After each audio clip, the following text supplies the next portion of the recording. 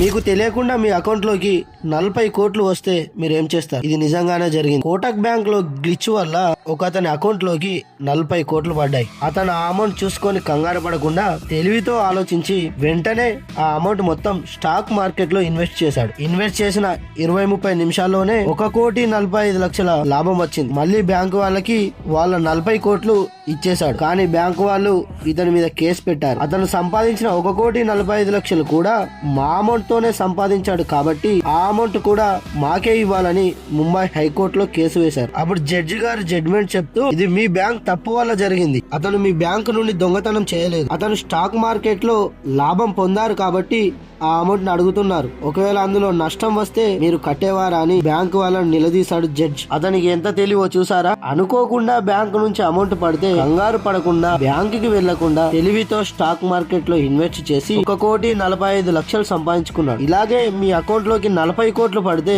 మీరు ఏం చేస్తారో కామెంట్ చేయండి. అలాగే ఈ వీడియో మీ ఫ్రెండ్స్ కి షేర్ చేసి వాళ్ళు ఏం చేస్తారో అడగండి. ఇలాంటి మరిన్ని ఇంట్రెస్టింగ్ ఫ్యాక్ట్స్ కోసం చందు టాక్స్ ని ఫాలో అవ్వండి.